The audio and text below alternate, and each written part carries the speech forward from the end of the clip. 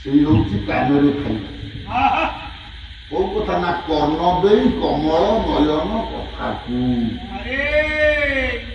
ହରି କଥାକୁ କୃଷ୍ଣ କଥାକୁ ଭଗବାନଙ୍କ କଥାକୁ କାନରେ ଶ୍ରବଣ କଲେ ଆତ୍ମା ଖୁସି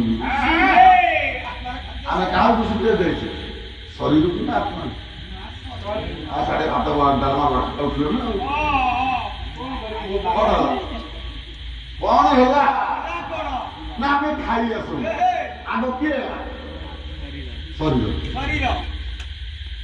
ଇଏ ଶରୀରଟାକୁ ଯିଏ ଧରିଛି ଥରେ ତା କଥା ଚିନ୍ତା କର ସବୁବେଳେ ଗୋଟେ ସମୟରେ ଖାଉଛେ ଡେରି ହେଇଯିବ ଟଙ୍କା ଡେରି ହେଇଯିବ ତ କଣ ହବ ଇଏ ହଉଛି କାନ୍ଦିରେ ଖାଇବା କାହିଁକି କହୁଛି ଏ କଥା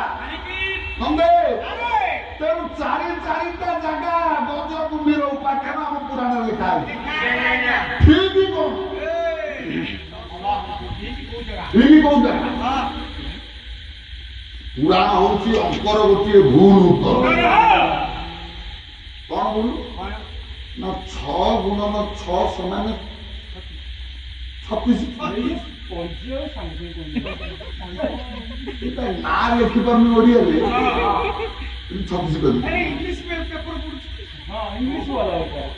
ଟିପ ମାରିବ କିନ୍ତୁ ଇଂଲିଶ ପେପର ପଢିବ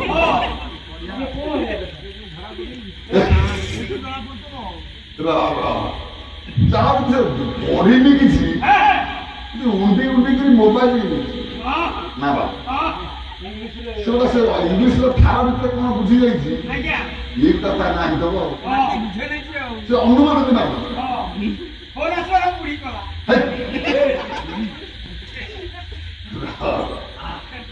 କାହିଁ କହୁଛି ଗୋଟେ କ୍ଲାସରେ 50 ପିଲା ପଢୁଛି 10 ପିଲା ଠିକ ଉତ୍ତର ଲେଖିଲେ 40 ପିଲା ଭୁଲ ଉତ୍ତର ଲେଖିଲେ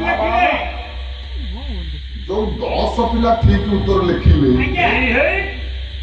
ଏ ମା ସେ ଉତ୍ତର ଗୋଟିଏ ନା ଦିଟା 36 ତ ଇଏ ଯୋଉ 40 ପିଲା ଭୁଲ ଉତ୍ତର ଲେଖିଲେ ସେ ଗୋଟିଏ ହବ କି କିଏ 82 ଲେଖିଲା କିଏ 40 ଲେଖିଲା କିଏ 22 ଲେଖିଲା କିଏ 28 ଲେଖିଲା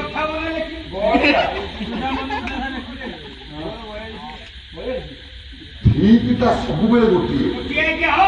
ଭୁଲଟା ସବୁବେଳେ ଅନେକ ପୁରାଣ ଅନେକ ତାକୁ ଗୋଟିଏ ଜାଗାକୁ ନବାକୁ ତାକୁ ଗୋଟିଏ ଜାଗାକୁ ନବାକୁ ତାହେଲେ ପୁରାଣ ଠିକ ହବ ଆଉ ପୁରାଣକୁ ଯଦି ସେଇ ହିସାବରେ ନ ବୁଝିବେ ସେ ଗୋଟେ ଆଇମା କାହାଣୀ ହେଇକି ରହିବ ପୁରାଣକାର ମାନେ କେତେ ଦୂରଦୃଷ୍ଟି ରଖିବାକୁ ସବୁ ଲେଖିଥିଲେ